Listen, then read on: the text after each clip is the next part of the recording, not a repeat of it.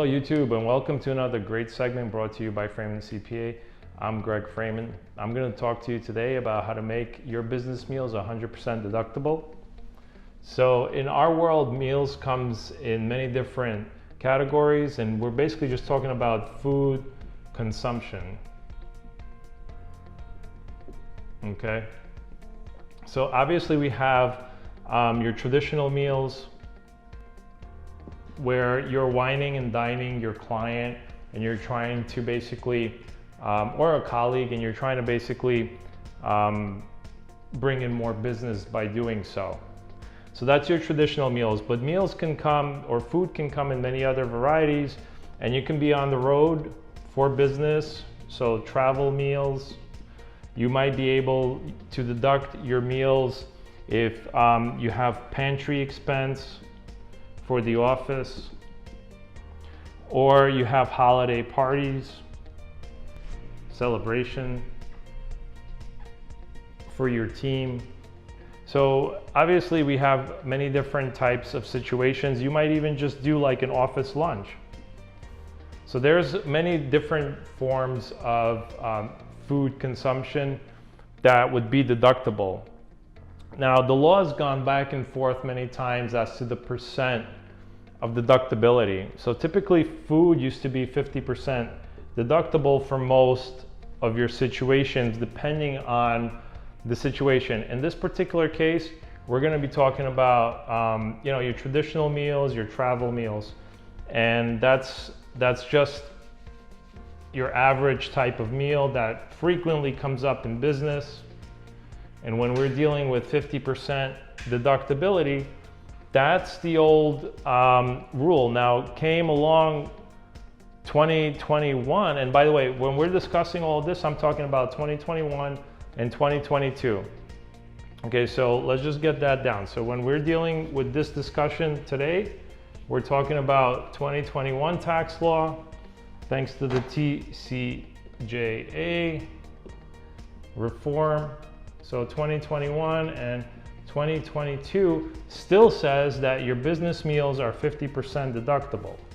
So now just let me be clear, when we're talking about deductibility and we're talking about 50% deductible, that only means that your deduction of $100 is going to only basically be worth $50. But that's not necessarily meaning that that's what you're going to be saving in taxation. So in tax liability, a $50 deduction is not a $50 savings in tax, because you're saving at a rate. So whatever your tax rate is, if you're, let's say, in the 22% tax bracket, you'll actually be saving 22% of $50 in actual tax dollars. So let's just be clear about that. But in general, if you're doing business travel, or you're wining and dining your client, or you're out with a colleague trying to generate more business for your business, that's 50% deductible, okay? But I'm gonna teach you how to make it 100% deductible, because the TCJA came out with what they're trying to do is basically stimulate the economy and help out the restaurants due to COVID. So the restaurant industry obviously suffered greatly because of COVID. So what they came up with is they said, for 2021 and 2022, if you're buying food from a restaurant, okay, it's 100% deductible. So that $100 you're spending is going to be $100 worth of deductions. And of course, if you're in the 22% tax bracket, that means 22% savings in tax liability in actual tax dollars. So let's kind of clarify what they mean by restaurant. So restaurant really means food that's ready for immediate consumption. You're basically walking into your Burger King, you're sitting down at, I don't know, the Crate and Barrel, or maybe even a Starbucks if the food's ready for immediate consumption, which is different than if you're buying food from a grocery store and they primarily sell items that are not for immediate consumption. Or for example, maybe a wine or a beer facility like a liquor store, that wouldn't be items that you can buy for immediate consumption. So they have a few examples here that I just wanted to also kind of clarify. So let me just pull that up. Besides the grocery store, which is the most relevant, they have a few other actual examples. So let me see where I can actually, let's see. So some examples would be drugstores, convenience stores, newsstands, vending machines, or kiosks. And obviously we already said grocery stores or even specialty food stores. So those are examples of when you are not going to be able to deduct at 100%. When we're dealing with restaurants, however, you will be able to deduct 100% of the meal. And by the way, that includes takeout, that includes Uber Eats, that includes having it delivered to your doorstep or your business location. So that's basically still valid. So just because you're ordering and it's coming through an Uber Eats, it doesn't necessarily, or if it's Pizza Hut or whatever and they're delivering, because the food's ready for immediate consumption, that's still going to be 100% deductible. So make sure that you're keeping track of all this. Don't forget, for it to become a business meal, you still have to have certain rules, and you still have to meet certain rules for it to qualify, right? So it has to be a business meal. And what is business in general? Don't forget, what's the first rule for deductibility for anything that's business? There's that definition that for a deduction to be deductible for business purposes, it has to be ordinary and necessary.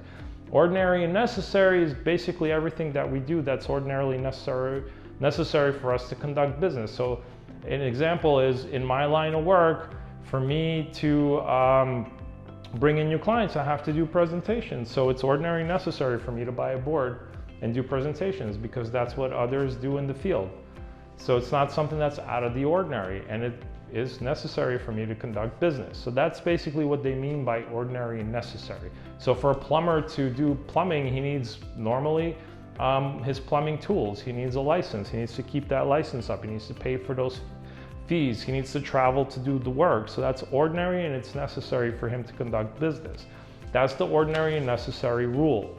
All right, so that's just for all business deductions, not just for meals. The other important note for business meals specifically is that the taxpayer has to be present at the meal or somebody in that taxpayer's place. So he can't just pay for somebody's dinner and not be present, or not have an employee or representative present at that meal. They have to be present, otherwise that's considered a gift. Now there's the contemporaneous rule. You have to actually either at the table notate who you were with, what was the business purpose, how this business meal is going to help them grow financially for their business. And that's the basic premises. That's the contemporaneous receipt. And again, it doesn't have to be done right at the business, as they're serving you your meal and you're logging things down or waiting for the receipt to come. But that's how I typically do it. If I'm at a business meal and I paid for everybody, when I get my receipt, I'm going to itemize that receipt right then and there. Who was present? I was with Mike and Carol, and we met in regards to developing new business relationships, so that way we can entice more business growth or whatever the reason is. And that's done right at the spot. I take a picture, I save it, and I upload it to my files. It doesn't always have to be done on the spot. You can do it later. But it's best to do it while you're there, while you still remember and still have that receipt. You take a picture, it's done. That's the digital way, that's the new way. There's also another rule about lavish. Lavish really will not apply to most people, so don't worry about lavish expenses. If you're going out on town and you're spending $5,000 on a small banquet, that might be considered lavish, but most people don't do that, so it won't really apply to most of any. So those are your basic business, requirements for you to deduct this meal. And obviously, so documentation we talked about, and lavish and extravagant. So that's, in a nutshell, the premise for the business meal to be deductible. So no, driving to work and grabbing a coffee for yourself is not going to be deductible because that's just a personal expense. For you to consume your lunch is not going to be deductible because that's a personal food item. Traveling, out of town is a different story. If you're coming out of your premises, and so here's Jacksonville, we're in the city of Jacksonville, and if I'm traveling to Orlando on business, that's coming out of my city area, so I'm going to have to pay for some travel meals, and that would already be a different story. But if I'm traveling from my home and I'm getting to my office, that's not coming out of my city area, so that's basically not considered a travel meal, and that's just a personal meal. Same way, when I get to my work, if I'm eating food and I'm buying the food here, and it's just food and there's no business premise behind it, I'm not trying to generate income, I'm not basically doing like an employee, you know, like basically an employee meeting when we're going over certain clients, or we're discussing maybe taking a continuing professional educational course, or team building or anything like that, then I'm just eating a personal meal. It's not deductible. Don't put it through your business. So that's, in a nutshell, that's basically what we're dealing with when we're dealing with business meals, okay? And so don't forget, the most important thing is that that's basically the rule. It has to have some business backing behind it, all right? So always distinguish what's personal and what's for a business purpose. So that's why it can get tricky as to, is it really deductible or not? You know, putting food in the pantry, I mean, in a way, I can be consuming that too. Is it really for personal use, or is it more for everybody?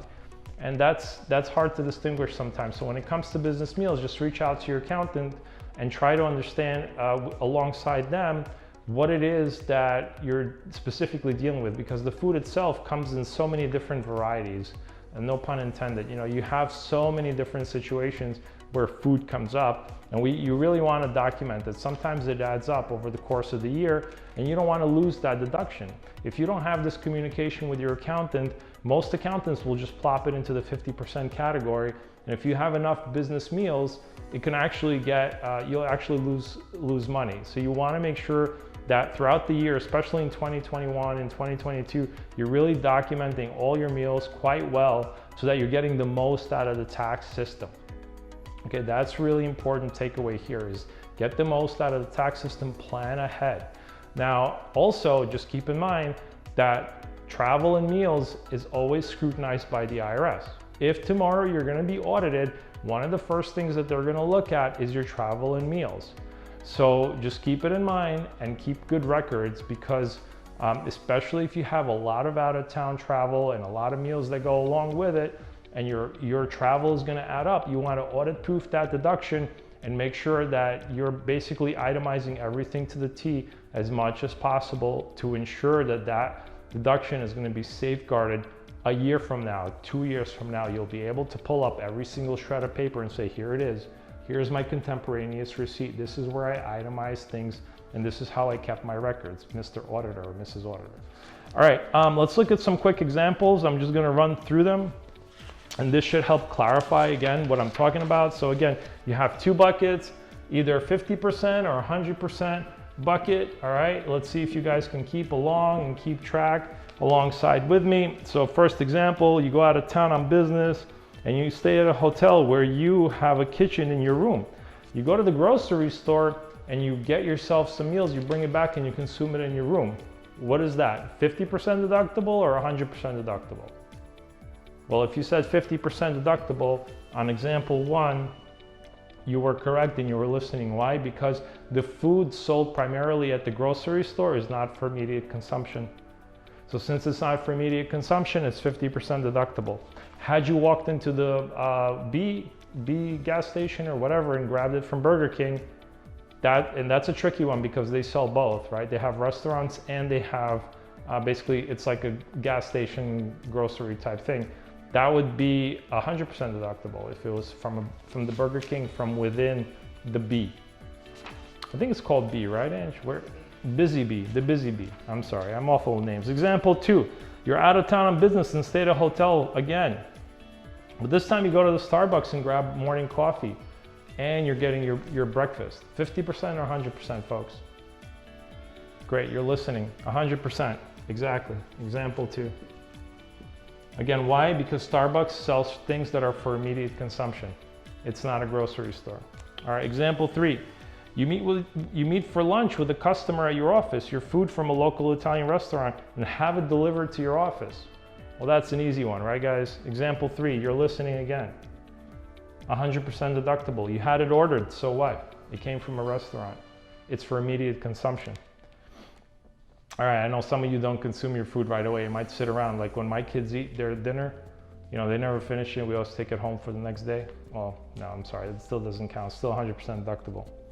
All right, let's do number 4. You meet a prospective client at a local restaurant, discuss working together on a business meal, on a business deal. You order food and beverages for both yourself and your prospect. Okay, so that met all of our qualifications. Obviously, you're sitting down with a client, you're wining and dining that client, you're trying to reel in more business by doing so you're meeting that premise of generating income at this meal. You're obviously gonna write it all down because you're a good taxpayer and you're doing everything you should do by law, correct? So yes, and it's at a restaurant, so 100% deductible. Very good, folks. All right, let's do one more. You are driving from your home to an out-of-town business destination for a 2-day overnight business seminar. Come here, Nitro. Does Nitro know? And you got our dog Nitro? Here's a little dog Nitro. Does Nitro know? Has he been paying attention? Down dog. See, he does yoga. Look at that. Yoga dog. This is the best job on the planet, right there, folks. Stretches all day. So you stop at the gas station. Yep, he's already pointing. Sorry, Nitro, that's not right. We stopped at a gas station. So that's 50% deductible for example 5. Even though we were out of town and we're on our business trip, so we're meeting that out of town travel, that's one of the premises for getting food along the way as you're traveling out of town for 2 days, because you stopped at the gas station. The gas station ordinarily only sells things that are for not immediate consumption. It's going to be only 50% deductible. Nitro didn't get that one right, but we hope you do. All right, example number 6. You drive 6 hours away from home for a 2-day overnight business trip. Again, same as 5, but this time you stop at the Burger King. All right, 100% deductible. Exactly, folks. So now you're getting the picture. I mean, it's very clear. You know, there's another 4 examples here. I'm not going to go into the entertainment. Remember, entertainment is not deductible expense. That used to be a deduction back in the day, and it was 50%, but it no longer applies. There's some entertainment out there that you can still benefit from. So talk to your accountant if you want more details on how to make entertainment deductible. But normally entertainment is not deductible, and this discussion is again about only food and different food circumstances. Again, guys, so I hope if you have any questions out there, just feel free to message us. Let us know that you like our content. If you enjoy the programming, please hit that subscribe button. Let us know that you care. And obviously, just waiting for more content or what have you. Here's Greg Freyman signing off from Freyman CPA. I hope you have a great day. And remember what our motto is: your success is our success all day, every day here at Freyman CPA. Have a great one. Bye.